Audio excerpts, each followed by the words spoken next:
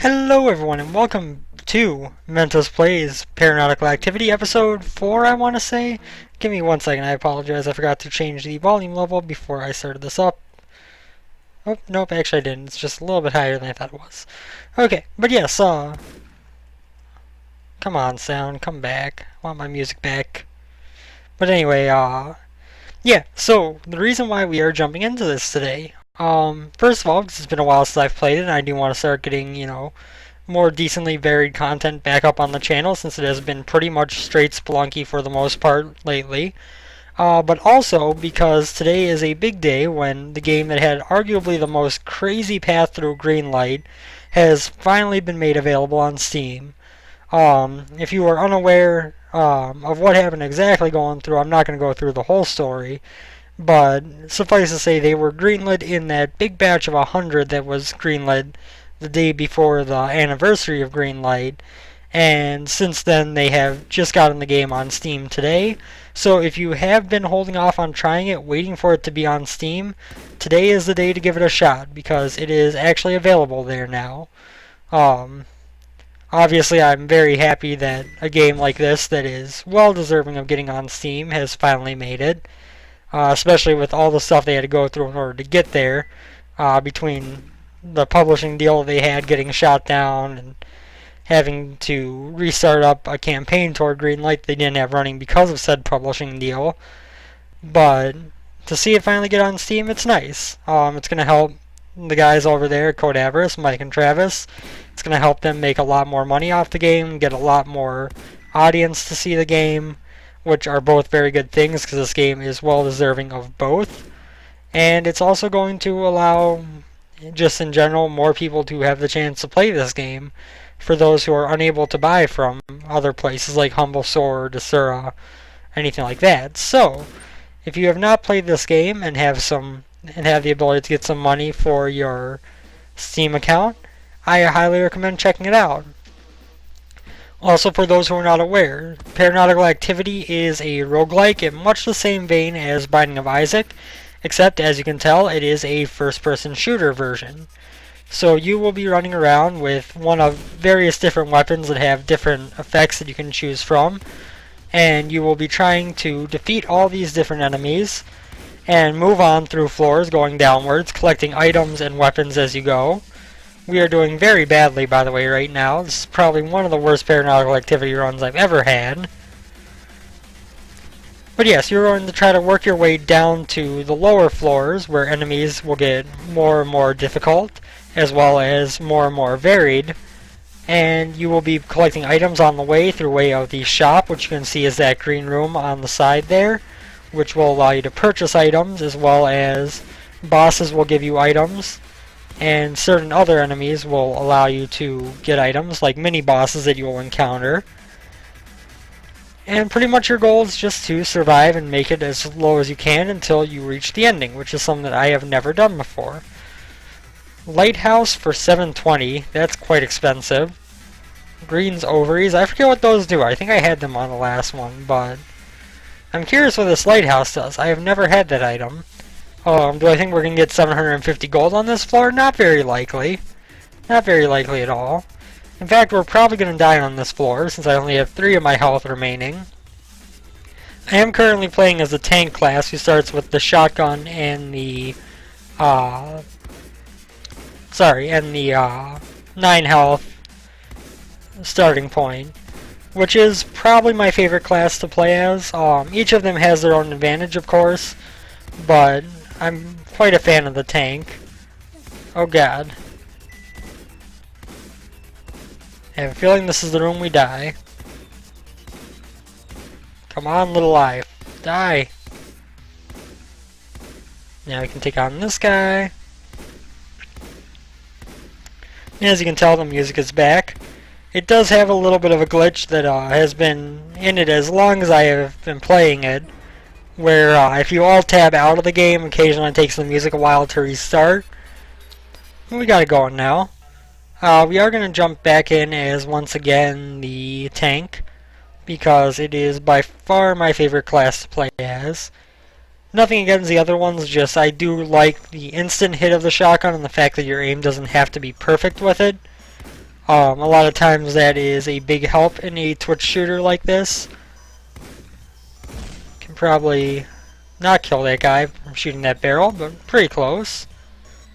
Now I just have this little warlock dude. We got a shield for the first time, which is that little blue shield with a cross there. That will be taken away before our health. The gift shop is in kind of a weird placement. What do we have here? We got poison bombs, vitamin C. I have never seen vitamin C, so let's pick it up. It's health up. I should have probably guessed that much, but I'm still somewhat surprised by that. And let's go into this room, where we will run into a ninja. Ninjas were just recently added in version 1.6, which is about a part of a version prior to where they're at now. This is version 1.6.1. They are kind of a nod to HJ Tenchi, who has done a lot of streaming of Paranautical Activity. Let's see now. Oh god. I hate these things. They're too fast for me. Of course, that is the downside of the tank class, is that you're going to move a little bit slower. So things like that can be a bit more of a problem. And I am not hitting that guy like I should have, so I took damage when I really should not have. This guy should be trapped under there for now. Hit that barrel and he blows up. Perfect. We are down to 5 health though, so once again, not doing very hot. We do also have bombs that we can throw from, if I recall correctly, right click, which will explode and do a lot of damage, but are a little bit harder to aim. Oops. Never a good idea to trap yourself. The stairs can be a bit sticky. That's one thing that you have to kind of watch out for when you're playing this game, is that there are occasions where when you get like right here on the stairs, you can have kind of some trouble moving in certain directions. It's just a matter of the collision detection of the stairs kind of blocking you. But like if you look when I'm facing forward, obviously I can't move forward, but I can move left and right just fine. But if I angle myself a little bit, then I just kind of back into the stairs and don't slide off unless I hold back. So it is something that until you get used to that can be a problem in terms of the learning curve of the game. But once you do get used to it, which I used to be decent at handling it, it's not really an issue. Yeah, it's not really an issue at all. Let's see now. We got that guy there. As the other thing I like about the tank class is the fact that they do the most damage right out the bat, so you don't have to hit quite as much to do damage to guys. What's still alive in here? Oh, there he is. There we go. Screw it, let's go fight the boss. It's gonna be the eyeball dude again. We might die in here, but if we win, we will get an item from him. This is what happens when you don't play a very difficult roguelike like Paranautical Activity for quite some time. You are going to be pretty bad when you come back to playing it. Of course, the strategy you want to use, at least in my opinion on these guys, is to break them up one at a time and then kill the smaller parts, because otherwise you can get 4 different little eyeballs flying around on the screen at once and have them all shooting at you and chasing you, which is of course much more difficult than having 2 of them doing so. We're doing much better on this fight than we were last time. And there we go. So yes, if you are interested in buying this game, it is currently $10, $9.99 I should say, on Steam, as well as the other distribution platforms it's been on forever. It's still available obviously on the Humble Store, on Desura if you would prefer something other than Steam. But it is now available on Steam for $9.99. I will be putting a link to the Steam page as well as the developer's website in the description of this video. Now you got iris wings, so you can double jump. Also, I apologize for having to keep rubbing my eye. I'm not really sure what's going on with that, but for some reason it is watering a bit, and has been for a while now. Oh god, Mr. Spider-Man is way too close. There we go. We are reasonably distanced from it now. Those white shots are homing, which means that they are going to keep following you until they run into something that is not you. So pretty much you can't just like, you know, if you're talking homing shots in a lot of games, they don't home all that well. So if you dodge them once or twice, they're usually going to miss you. The homing shots in Paranautical Activity will literally keep spinning around in circles until you dodge and they hit a wall. So you really have to be careful of both enemies that shoot them, like that mini-boss, and enemies like that moth that shoot them. We took a whole lot of damage against that guy. And we get the spring, which allows us to jump higher, which means we can now pretty much just jump to the roof, which allows us pretty good maneuverability. Honestly, I think that might be one of the better item combinations in the game in terms of just pure agility, is being able to not only jump higher but jump twice. I do believe there is another item that I heard about that was in 1.6 that I haven't encountered myself that gives you more double jump, which essentially with combined with the iris item here allows you to fly, which is really cool. I kind of want to get that item at some point in this run and show that off if that's the case, because I feel like that would be a really awesome thing to have. Obviously it's played in the active sense, you have to actually tap the jump button to keep going, but... Okay, so one ninja is down, the other one is still over here, he was kind of behind the stairs there, and he's dead too. Perfect. Now there's just this one little warlock guy who should go down easily, although I almost took damage. You can see the mini-map in the center there. It's going to rotate with the direction you're facing and show you different special rooms that are available, as well as the current room you're in is marked by where the arrow is. And the different special rooms, you can see the red little pentagram there is the boss room. The blue skull with crossbones is the mini-boss room. Oh god. No. No. I refuse to die. Well, I'm very close. But yeah, so the shop is represented by that little green one there. And I think that is all the major mini-map requirements. And let's see now, we are going to pick up our health. That will wrap up this floor. There are no rooms we haven't explored visible. So let's go ahead back to our boss room and head down to floor number 2. Now I don't know how long this video is going to go on, mostly because if I have a good run after a couple failures of runs, it could go on quite long. The plan is for a relatively normalized length, but we'll see what happens.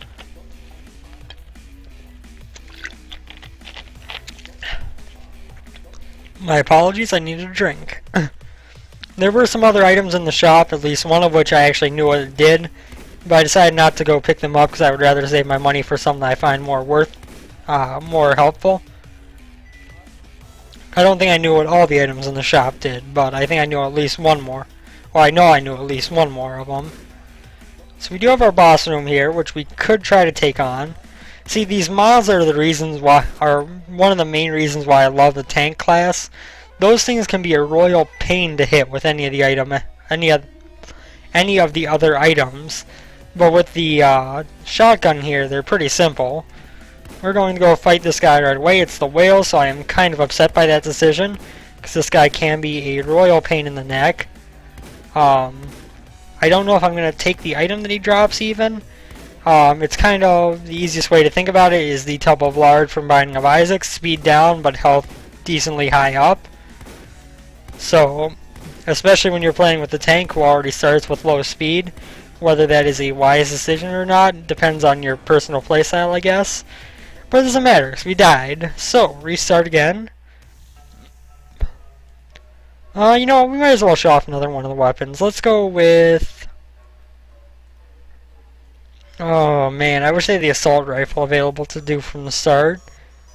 Let's go with... No, let's go with Gordon here.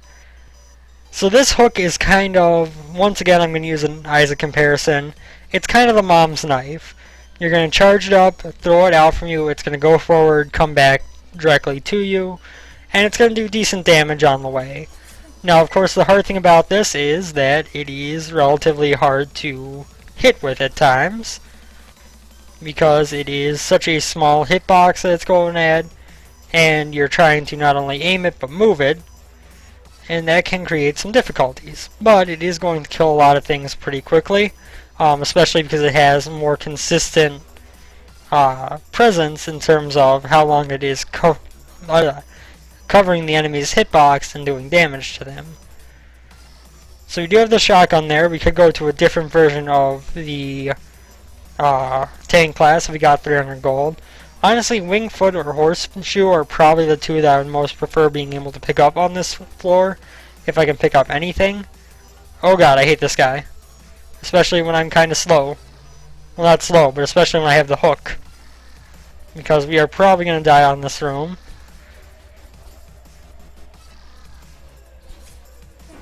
Yep, there we go. So let's just restart here. We're going to show off another of the other weapons. Let's do Gilead. So Gilead is kind of your minigun type.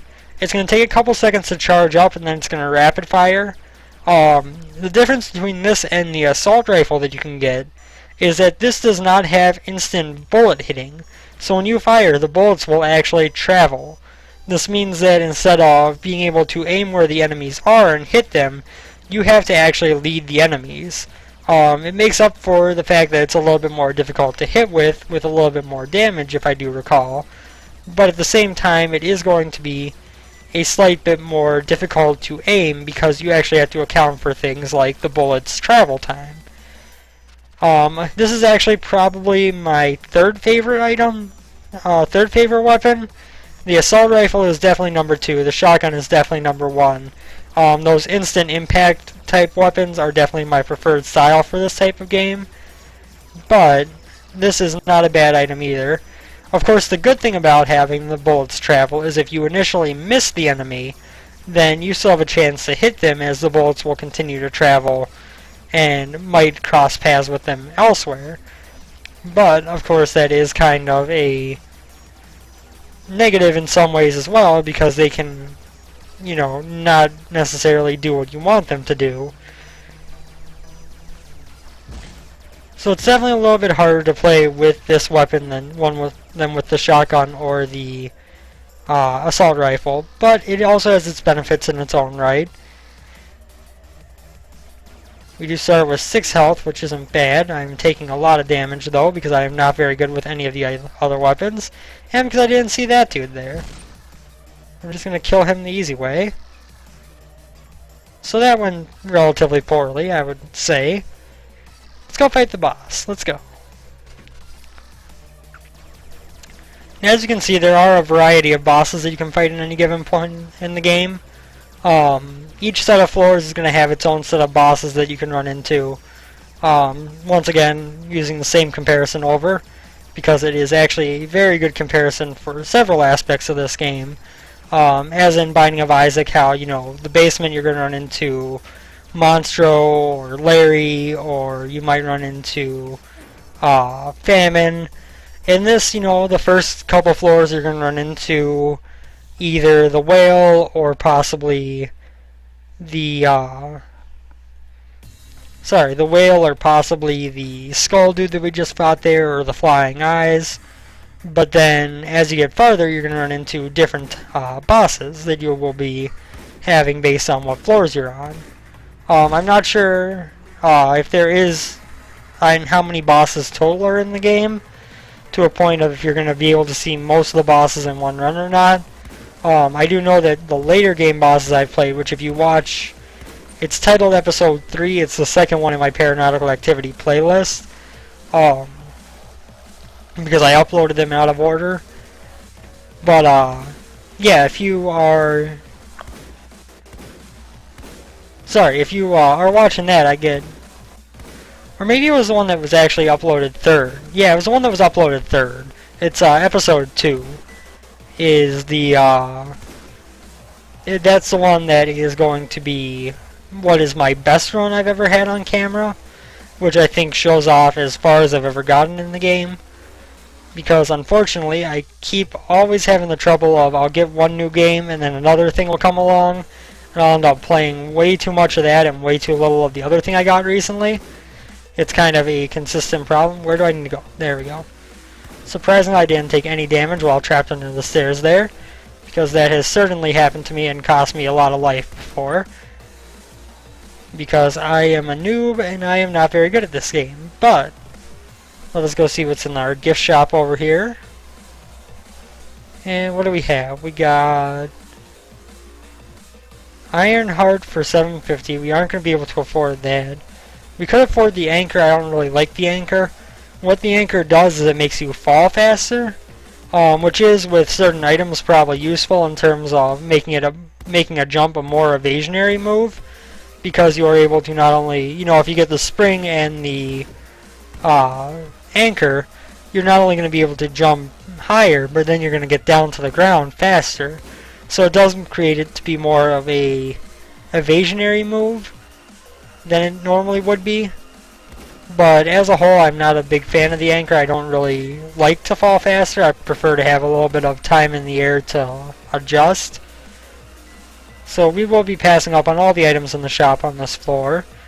We're still looking for the mini boss room, which will give us one of the 2 items we can get on this floor. And these ninjas will of course be kind of pains about things. Of course, if you can't tell, this game is made with voxels. If that is a problem to you, then I regret your opinions on what makes a game worth playing, but to each their own. I personally never understood the kind of thought that the type of graphics a game uses should determine whether it's a good game or not.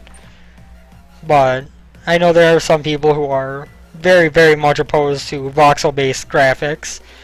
And for those people, unfortunately, Paranautical Activity is probably not the best game for you, because that's what it uses.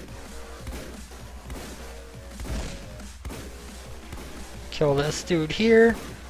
Whoa, whoa, whoa, whoa, whoa. There are a couple guys in here. Got it. Good, good. Get a bunch of gold. We're looking for the mini-boss, so he's going to be right over in that corner over there. Got a couple of these big demon dudes. So yeah, overall I highly, highly recommend Paranautical Activity. I know I've said this a lot in my playthroughs before, but especially with its release on Steam, I am treating this a bit more as a one-off look than as the normal Let's Play that I've kind of had occasionally put up on it. Because I feel like there are a decent amount of people right now who are going to be seeing this game for the first time and wondering what it is. And so I kind of want to have a recent episode that actually treats it as, a quick look instead of as an ongoing series. Just so that they have a way to look into the game in its current state as it is on Steam Early Access. Which is another point that should be raised. This is on Early Access. It is not finished product yet. So when you pay that $90.99, you will be paying and getting into the beta release that we are in right now, which is a highly functioning beta. I mean, this could be released as a full game, as is. It likely would have been approximately opened as one, if not for the Kickstarter success they had, that allowed them the finances to kind of continue creating the game longer. Not to mention getting on Steam is going to up those financial abilities even more. With their sales going way up because of it. We have shotgun shells, which are mega bullets, damage up, awesome. Kind of appropriate that we got shotgun shells while using the shotgun, I guess. I do wish that I had more health right now, because we only have 3 going into this boss. But I think if this is a death, then we will end the video here. If not, then we will keep going until we do die, or beat the game, whichever comes first. But yeah, so I am treating this as more of a quick look. I do apologize if the commentary is all focused on pretty much stuff that people who have followed my channel for a while now will already know based on seeing my former Paranautical Activity videos. But I do feel like it is important to point out the way the game works for those people who are just seeing it for the first time today as it is released on Steam. Okay, this whale shouldn't be too much of a problem, honestly. We're doing pretty well against him. The damage up is helping. Once again, we're going to have to make the decision of, is the extra health worth the speed down? I'm still not sure on that decision yet. If we can just kill the whale, the Moz will be doable with 1 health left. Or not.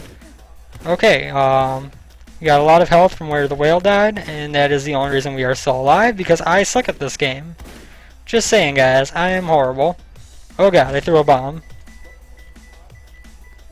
Oh god, there's still a moth alive. I didn't see you. I did not see you. Hate your homing shots. We're taking the health because as much as we're going to be dead slow right now, we were way too low to survive otherwise. Which is one of the trade-offs that you have to make in a game like this. Is the health worth having decreased health? And is the health increase worth having decreased dodging ability? Or should you just not take it and hope that you can survive on the health that you have?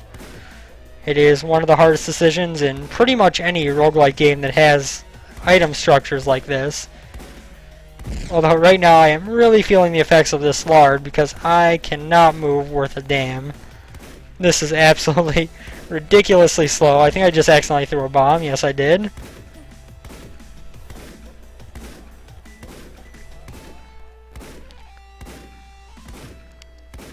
Just die. Just die things. I don't have the speed to dodge you. If I had more of my health full, I wouldn't be so concerned, but I don't have that much health. I didn't really take the tub of blubber, or the can of blubber, I should say, because of the health up. I took it because it would heal me a bit. Dear Lord, please be a speed upgrade in here. Gum, I'm not particularly interested in right now. Rum. Rum will help. I need $5 more before I die. I believe rum will help. It might actually lower my speed even more, which could be rather scary. But I think it just lowers health in return for all other stats up, if I recall. We got 1 penny torted. There we go. Come on, I just need 250.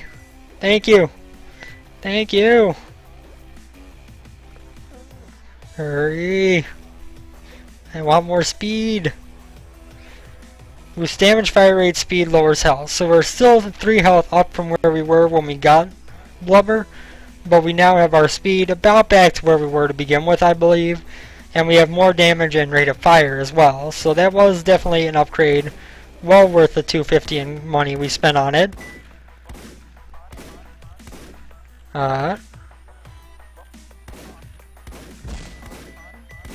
There we go.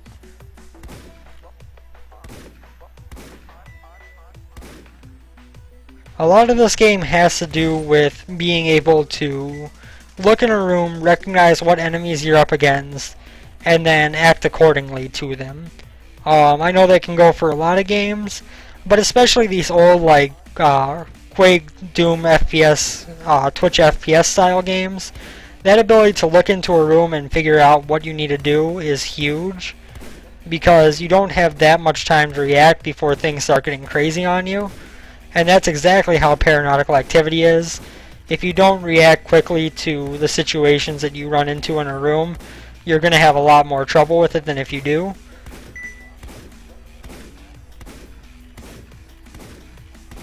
You know, if you see a lot of the demons who are going to be firing just consistent, steady streams straight at you, you know that you really need to focus on running around in a circle. If you see a lot of the Moz, you know that you really have to stay near the walls to block their homing shots. Stuff like that is very important to pick up as soon as you walk into the room. Otherwise, you are going to have some trouble trying to dodge. And so on the bright side, we are getting some armor. That boss went very well. We also get iris wings, which means we have double jump, which gives us another slight layer of maneuverability. Not quite as much as it could be if we had some more speed again, but it is good enough in its own right to severely help us. I'm still not sure how to deal with these mobs with items that don't hit on shot. Like seriously, I don't know how I would even deal with those with the crossbow. I've tried it before and it has not ended well, ever. So we want to go to this room over here. Let's use our double jump to float our way over. That barrel blowing up probably helped us quite a bit. Now we'll blow up that one, which I don't think actually hit anything. I was going to say there should be one of these guys in here. As you can see, there are, of course, template layouts to the room. Certain types of things that can be told from before you walk in. But, ooh, hello, Mr. Warlock. That can be recognized, but at the same time, there is a lot of variation in them, not only in the way that in terms of the amount of rooms that you're going to run into. Ooh, I just threw a bomb on accident. Another thing to point out, it's a little bit interesting that you don't see all the time in games like this, is that I can actually look through the store and see what the layout of the room is. I can even shoot out the TNT before I walk in. But the enemies don't spawn until you do enter the room. So it allows you to get a feel for what the room is, and especially if you play it enough where you are able to kind of recognize room layouts and what kind of enemies they're going to spawn on you, it can be a huge help to take a look through the doors before walking through them. But at the same time, just in general, allows you to kind of make a plan of attack before walking into a room, which is a nice touch in this first-person shooter style of game of this sort. So we are going to walk our way into this room here. We have a couple of mobs who hopefully won't be too much of a pain, although they already got a hit on me. We are still running on armor though, which is good. Not that it really makes much difference if you have, 11 health in armor or 11 health in health. But it's always nice when you're not running on the health that when it runs out, you're dead. We want to go this way. I should also add that I really enjoy the music in this game. I know there are a subset of people out there who don't enjoy it all that much, who aren't into the style of it, but of course that's going to be true of any type of music. I personally really think it's well done. I could listen to this music for quite some time in a row without worrying about it, which is very good for game music that you're going to be listening to quite often, especially in a very difficult game that's going to require a lot of restarts. Which it should be pointed out, this is not an easy game. This is not a game that you're going to pick up and within a couple hours be flying through to the end game. This is very much a game that's going to take practice and is going to take some time for you to get good at. Come on, Mr. Tenchi Ninja. Yeah, that's right. Now that we've got some items built up, we are starting to do much better, as you notice, which is of course kind of a staple of the genre, where if you're lucky enough to find some decent items, you're going to have a lot better time going on the early floors than you would otherwise. Now we've got this weird spider thing, which the key trick to this guy is to take out these demons first. He's not that much of a threat on his own, really. He's still probably going to hit me at least a couple times, but he's not that much of a threat on his own. But when it comes to trying to kill him while those guys are still active, it used to give me a lot of problems before I realized that that was a good pattern. This seems to be the horseshoe. More loot. That's a very good thing. That is something that will definitely help out going forward. So now you're going to walk the actually surprisingly straight line right back to our boss. And we are going to head down to floor 3. Which is where we get a new set of bosses possible, including one that drops probably, from my experience with what I've heard people talking about, the most disliked item in the game. It's called the Trident. It's a weapon, but you have to see it and use it in order to understand why people aren't a big fan of it. But there are also some who swear that once you're used to it, it's one of the best items in the game. So, teach their own. Personally, I have not played with it enough to really get a feel for it, and I feel like it is way more dangerous than it rewards it for, but Okay, now we're starting to see some traps as well. The traps were something added in 1.6. Those were not something that you were seeing beforehand. We also have those guys who are little bomb dudes. When you shoot them to kill them, they blow up, and if they blow up near you, they hurt you. I don't know. Is there anything else left in this room? There must be, because the doors aren't open. Aha! There's that dude, and there must be something else. You're going to take a little bit of a risk running past that axe there. Where are you, thing that's still alive? There you are. Don't you hide from me. But yeah, so I mean, every level that you go up, at least as far as I've gotten in the game, every single level downwards that you go, you're going to encounter new enemies that are going to be new patterns that you have to memorize, as well as just new types of things that you have to deal with, new enemy strategies that are going to be difficult for you at first. So the game really does start with kind of a, oh god, those were homing shots. So the game does really start with a sort of a small variety of enemies. You know, the first floor you're going to run into those big demons, the little warlock dudes, and you're going to run into the ninjas. But every floor that you go down, you're going to add a new enemy type who can be mixed into the rooms you run into. So the game does balloon very quickly in terms of variants of enemy types, and it is very much something that the first couple times you make it to a level, you're going to be very much in a tough spot in terms of dealing with these enemies you haven't seen before. Oh, I didn't even know you were over there. I hate you. I hate you, Mini Warlock. And of course the axe traps being something relatively new in terms of the progression of the game, as well as I believe there are other traps in the game that I haven't run into on this run yet. It has been a while since I've played, so even though I have played the version when all this was added, at the same time I have not seen it in a long enough time where I am kind of rusty on it.